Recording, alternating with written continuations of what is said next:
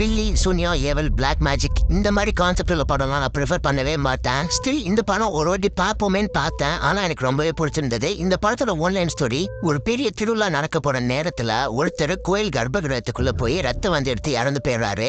இதனால பரிகாரமா 8 நாளைக்கு இந்த ஊரை விட்டு யாரும் வெளியே போக கூடாதுன்னு சொல்லிடுறாங்க. அந்த கட்டுப்பாடை மீறி ஒருத்தவங்க வெளியே போயிடுறாங்க. இதனால அந்த ஊர்ல நிறைய மர்மமான சாவு நடந்துகிட்டே இருக்கு. இது எல்லாத்துக்கும் யாரா காரணம்னு லாஸ்ட்ல ஒரு பிஸ்து வச்சிருப்பாங்க பாருங்க. அதுதான் இந்த படத்தோட மிகப்பெரிய பிளஸ். இந்த படத்தோட பேரு விருபக்ஷா. இந்த படம் நெட்ஃபிளிக்ஸ்லயே அவைலபிளா இருக்கு. ஒரு நல்ல ஹாரர் மிஸ்ட்ரி ஃபிலிம் பார்க்கணும்னு நினைக்கிறவங்க இந்த படத்தை ஒரு வாட்டி பாருங்க.